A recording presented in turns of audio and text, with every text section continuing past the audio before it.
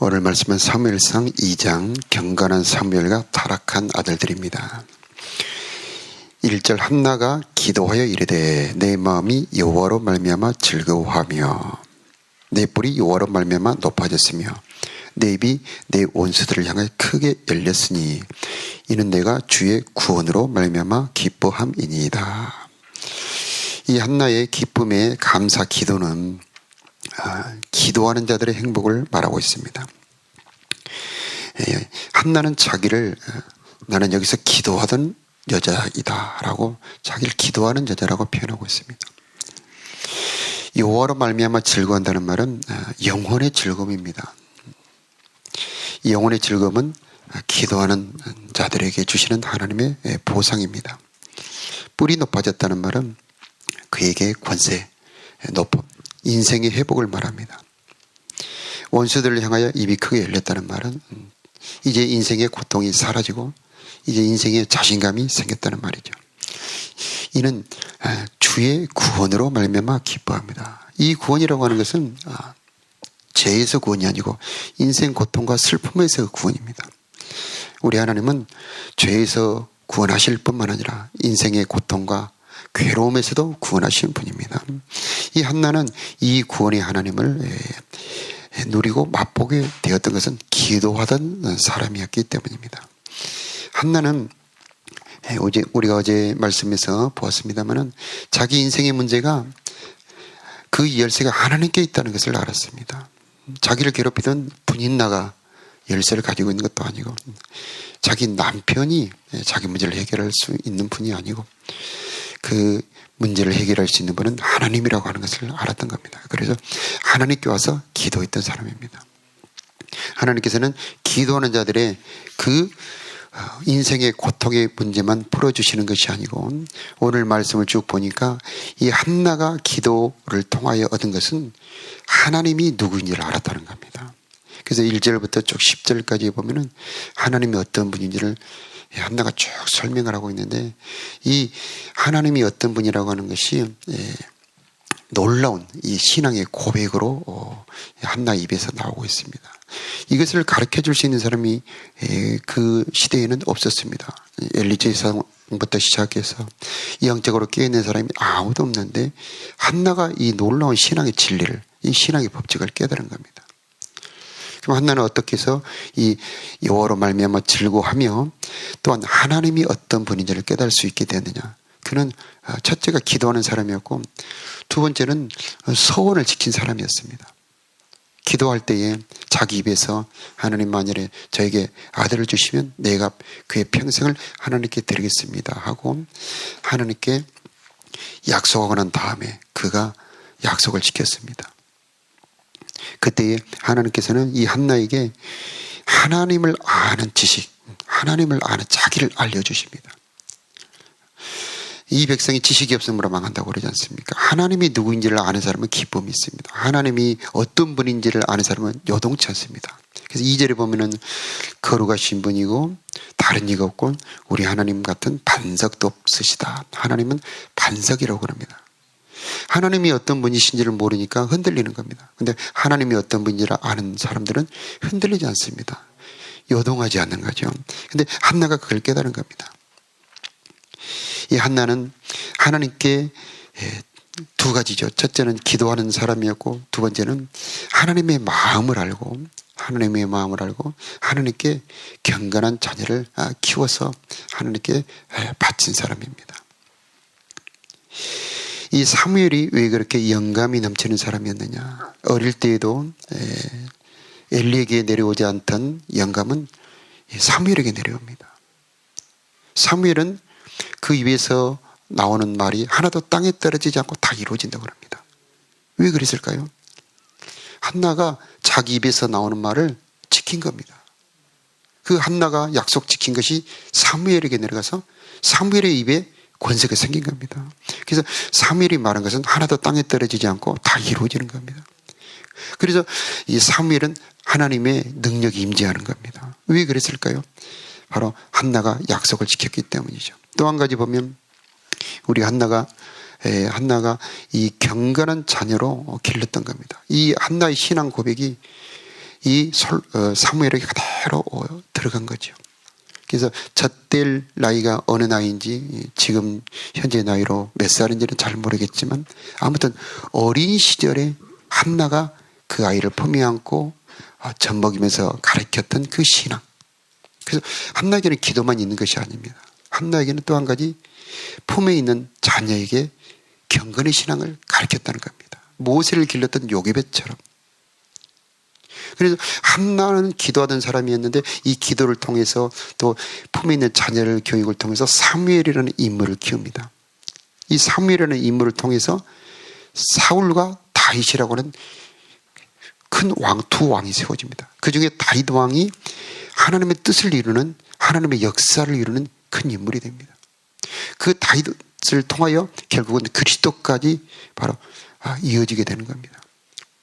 이 한나가 기도하던 그 한나, 품에 안고 자식을 기르던 그 한나가 이렇게까지 큰 위대한 일을 이룰 거라고는 자기도 알지 못했겠죠. 그러나 우리는 여기서 한나가 그 기도하던 사람과 자녀를, 경건한 자녀를 키워서 하나님께 드렸다는 것이 얼마나 큰 영향을 끼쳤던가를 알 수가 있습니다. 만일에 그 사무엘을 자기 자식으로만 삼고 하나님께 드리지 않았다면 그 기쁨이 자기에게로 그쳤을 겁니다. 그런데 이 자녀를 하나님께 드려서 엘리 앞에서 섬기도록 했습니다. 그로 인한 결과는 그 기쁨이 한 가정에 끝나지 않고 온 민족에게로 또 대대의 모든 후손과 그 한나의 그 행동은, 신앙은 오늘 우리들에게까지도 영향을 끼치고 있는 것입니다.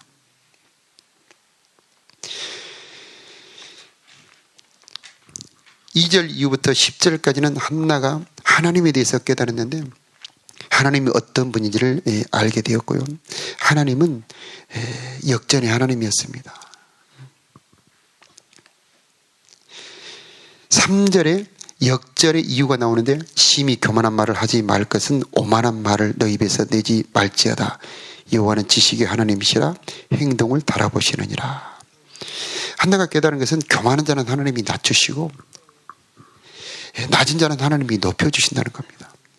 그런데 무조건 그런 것이 아니고 잘 되었을 때 하나님을 잃어버린 자는 하나님이 낮추시고 비록 자기가 비천하고 슬픔과 어려움에 처했다 할지라도 거기에서 하나님을 잡는 사람들은 하나님이 높여주신다는 것을 깨달은 것입니다.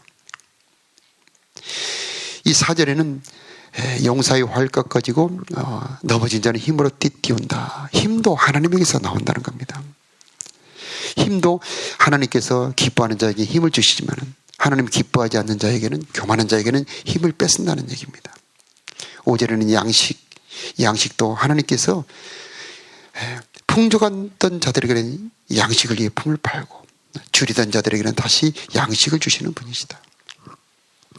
인생의 문제의 해결이 바로 하나님께 있다는 것이죠.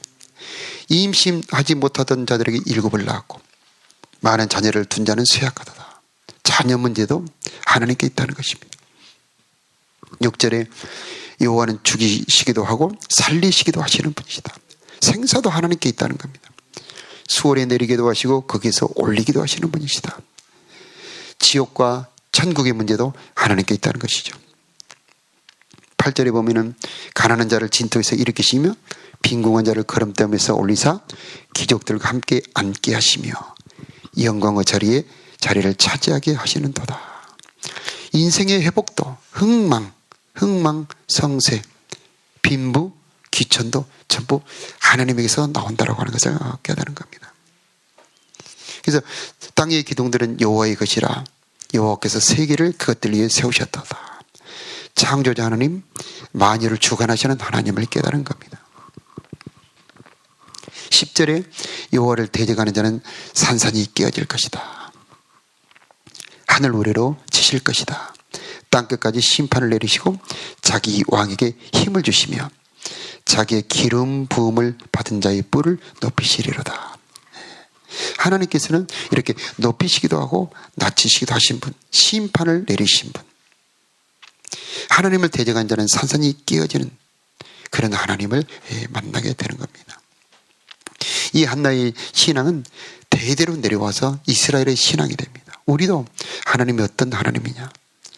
비록 내가 낮아졌다 할지라도, 내 인생에 어떤 실패가 있고 괴로움이 있다 할지라도 하나님은 넉넉히 거기서 회복시킬 수 있는 능력이 하나님이라고 하는 겁니다. 한나는 그걸 깨달았습니다. 11절에는 엘가나 한나는 다시 자기 집으로 돌아갔지만 그 아이는 제사장 엘리 앞에서 여호와를 섬겼더라. 자, 사무엘은 그 당시에 엘리 제사장은 우리가 보았던 것처럼 경건하지 못했고 영감이 둔한 사람이었습니다. 그러나 그 영감이 둔한 그 엘리 제사장 밑에 있었지만은 그 사무엘이 자라갈수록 하나님의 임재가 더 강해져 갑니다.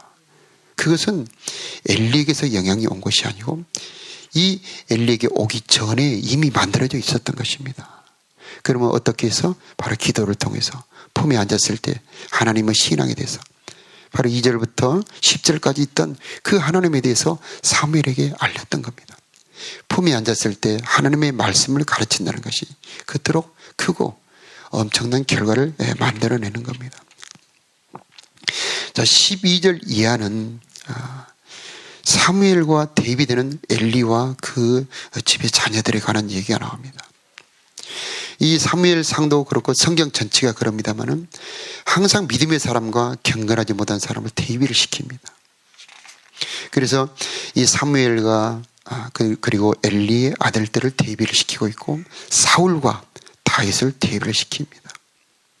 그래서 경건한 자를 하나님께서 어떻게 높이시고 쓰시는가, 경건하지 못한 자들은 하나님께서 어떻게 낮추시는가 라고 하는 것을 계속 말씀을 하고 있습니다. 엘리의 아들들은 행실이 나빠 여호와를 알지 못하였더라. 자, 하나님을 알지 못했다는 것. 그러나 한나는 하나님을 알았고 하나님을 아는 그 믿음이 사무엘에게 내려갔습니다.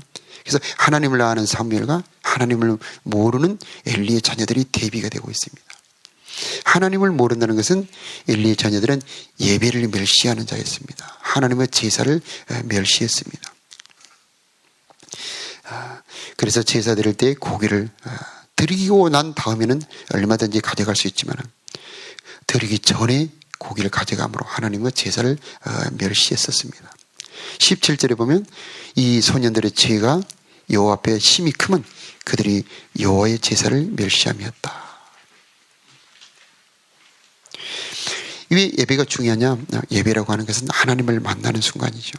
그런데 이 예배가 신령과 진정으로 드려졌을 때는 하나님의 응답, 하나님의 기쁨, 하나님의 임재가 있지만은 우리가 말라기 얼마 전에 드렸던 것처럼 그 예배를 하나님께 드릴 때 정성과 사랑으로 온전하게 드리지 못했을 때는 오히려 안 드리니만 또 못한 만큼 하나님의 진노가 내려오죠.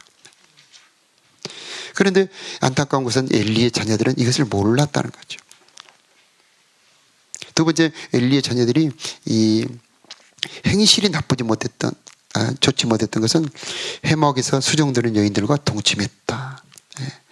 자기의 정욕을 절제할 수 없는 사람이었습니다. 자기 행실을 가지런하게 단정하지 못한 사람이었습니다. 자, 세 번째 가장 결정적인 것은 아버지의 권고를 듣지 않았다는 겁니다. 여기서 소년이라고 표현합니다. 이 엘리의 아들들이 아직 어렸다는 얘기죠. 그런데 그 어린 아이들이 대제사장이자 아버지인 엘리 제사장의 말을 듣지 않는 겁니다. 24절에 내 아들들아 그리하지 말라. 내게 들리는 소문이 좋지 아니하니라. 너희가 여호와의 백성으로 범죄하게 하는도다. 25절에 사람이 사람에게 범죄하면 하나님이 심판하지만 만일 사람이 여호와께 범죄하면 누가 그를 위해 간구하겠냐 하면서 그들에게 권고하되 자기 아버지의 말을 듣지 않았습니다.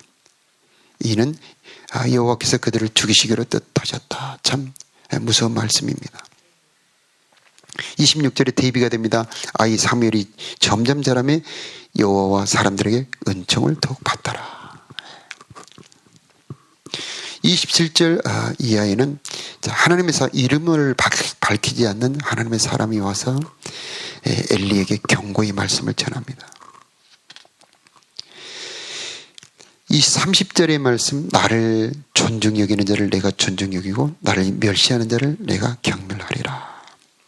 자, 제사장의 직분이라고 하는 것은 정말 존귀한 자리입니다.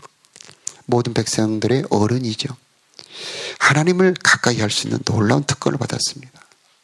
그리고 그 백성들에게 그 존귀한 하나님을 전할 수 있는 큰 권세를 받은 자인데 그 직분을 잘 하지 못했을 때에 정말 그 결과가 얼마나 비참한지 31절부터 36절에 그 엘리 집안에 내려오는 저주를 쭉 설명을 하고 있습니다. 우리는 성경을 볼 때에 축복의 말씀이 은혜가 됩니다.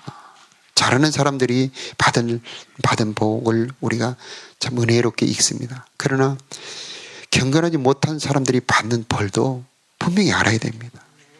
그래서 이 31절부터 36절까지의 말씀이 우리 마음속에 딱 이렇게 박혀 있어야 됩니다. 그래야 그 말씀을 통해서 하나님의 두려움을 알고 그 두려움이 우리로 하여금 죄의 길로 가지 못하도록 우리를 막아주는 겁니다. 31절에 보면 노인이 하나도 없게 한다. 참 슬픈 일이죠. 모두 다 젊어서 죽는다는 얘기죠.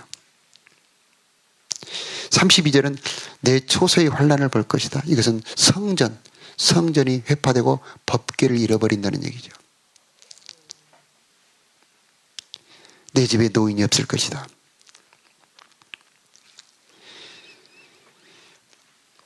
33절에 내 집에서 출산된 모든 자가 젊어서 죽는다. 정말 무섭지 않습니까? 34절에 내 두 아들 홈니와 비니아스가 한날에 죽는다. 정말 무섭죠. 그런데 35절에 하나님께서 소망을 일으킵니다. 나를 위하여 충실한 제사장을 일으키려니 그 사람은 내 마음 내 뜻대로 행할 것이다. 여기서 중요한 단어 내 마음 내 뜻대로 행하는 자. 바로 다음에 일어날 다윗을 두고 말하는 것입니다. 다윗은 내 마음이 합한 자다. 저로 인하여 내 뜻을 이루리라. 자, 하나님 기뻐하는 사람은 하나님의 마음을 품고 하나님의 뜻을 품고 하나님의 뜻대로 행하는 자입니다. 하나님은 그를 기뻐하고 그를 통하여 하나님의 역사를 이루는 것입니다. 그런데 직분이 어떤 제사장이 되었던 어떤 직분을 받았다고 해서 하나님이 그 직분을 통해서 일하는 것이 아니고 마음과 뜻을 붙잡고 일을 하는 겁니다. 다윗은 목동이었습니다. 집안에서도 그렇게 인정받지 못한 사람이었습니다.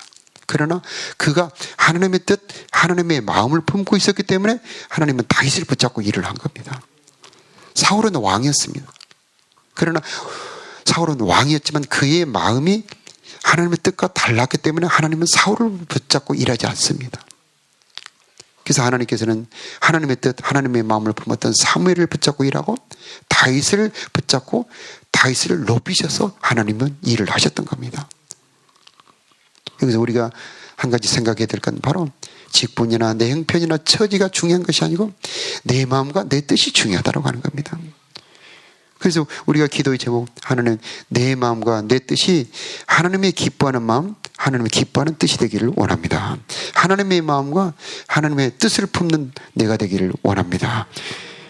그랬을 때 하나님께서는 그를 통하여 35절에 나온 것처럼 내가 그를 위하여 견고한 집을 세우리니 그가 나의 기름 부음을 받은 자 앞에서 영구히 행하리라. 자, 우리 자신부터 하나님의 마음, 하나님의 뜻을 품는 자들이 되어야 되겠고 자녀 교육을 할 때 무엇으로 자녀 교육을 해야 되냐? 하나님의 뜻과 하나님의 마음을 품는 자녀로 키워가야 한다고 하는 겁니다. 아무리 시대가 어두웠지만 그때 한나라고 하는 이 작은 여인, 아픔과 괴로움을 가졌던 이 연약한 여인을 통해서 하나님은 일을 하셨던 것입니다. 그 출발이 기도입니다. 역사를 움직이는 것이 무엇일까요? 대통령의 집무실에서 역사가 이루어진다고 말하기도 합니다. 어떤 사람들은 경제인들이 기업이 이 세계를 움직인다고 말을 하기도 합니다. 공산주의자들은 이 노동하는 사람들이 노동자들이 세계를 움직인다고 말합니다. 그러나 우리가 말씀을 보니까 바로 세계를 움직이는 것은 기도실입니다. 하나님이 세계를 움직이는 것입니다. 기도실은 하나님을 움직이는 것입니다. 그 기도할 때에 바로 한나를 통해서 하나님은 이 역사를 바꿔갔습니다. 한나를 통해서 사무엘이 세워지고, 사무엘의 기름 부음을 통해서 다윗이 세워지고, 다윗의 그 마음과 뜻, 순종을 통해서 하나님은 하나님의 나라를 이루었습니다. 그리고 역사를 이루었습니다. 그 출발이 기도입니다. 그러므로 이 자리가 바로 이 세계를 움직이는 장소입니다. 기도하는 사람이 귀한 이유는 왜 기도하는 사람이 귀하냐? 이 기도를 통해서 하나님이 일하시기 때문인 것입니다. 여호와를 쉬지 못하게 해라. 하나님은 기도하는 자들의 기도를 듣고 일하시는 분이십니다. 그러므로 우리가 오늘 간구하고 기도할 때 주여 우리들의 간구와 기도를 들어주시옵시고 하나님 이 나라의 평강을 주옵소서. 오늘 기도할 제목 중에 가장 중요한 기도 제목은 하나님 경건한 다음 세대를 일으켜 주옵소서. 사무엘 같은 일꾼을 아버지 하나님 우리 가정을 통해서 우리 교회를 통하여 일으켜 주옵소서. 이 기도를 꼭 하시기 바랍니다. 하나님은 그 사람이 한 사람 아니 몇 사람만 있어도 하나님은 다음 세대를 움직여 가실 수가 있는 것입니다. 오늘 기도가 하늘에 상달되기를 바랍니다. 기도하겠습니다.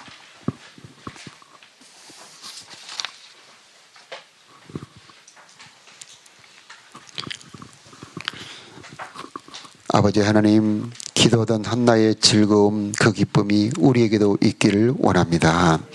아버지 하나님, 인생 슬픔과 괴로움이 닥쳐왔을 때 아버지 다른 것을 찾지 말고 하나님을 찾는 우리가 되게 하여 주옵소서. 우리들의 마음과 우리들의 아픔을 하나님께 통하는 우리가 되게 하여 주옵소서.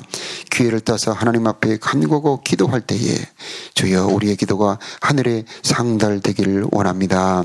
하나님의 응답 받기를 원합니다. 우리의 기도를 축복하여 주옵소서. 은총과 간구하는 심령을 더하여 주옵소서.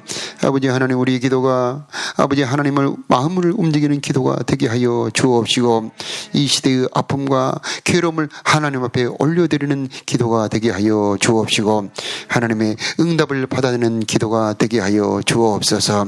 연약한 한나의 기도를 통하여 이스라엘의 역사를 이끌어 가셨던 아버지 하나님, 이 시간 우리들의 기도를 통하여 또 각 가정에서 드리는 무릎을 꿇고 기도하는 그 작은 기도를 통하여 하나님 우리들의 모든 아픔을 해결할 뿐만 아니라 하나님의 뜻을 이루어 주옵소서.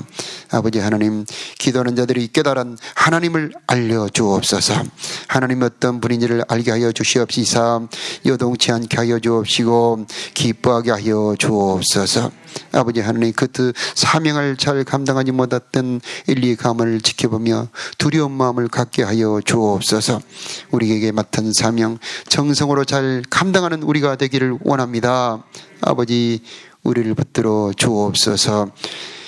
오늘도 이 교회에 속한 모든 사랑하는 가정들, 권속들, 가정과 심령들을 붙들어 주시옵시고 아버지 우리 자녀들의 앞길을 열어 주시옵시며 우리 자녀들의 심령을 복되게 하사 하나님의 말씀 깨닫게 하여 주옵시고 하나님을 두려워하는 자녀들로 성장시켜 주옵시고 아버지 경건의 신앙 갖도록 도와 주옵소서. 우리 주 예수 그리스도의 이름으로 기도하옵나이다. 아멘.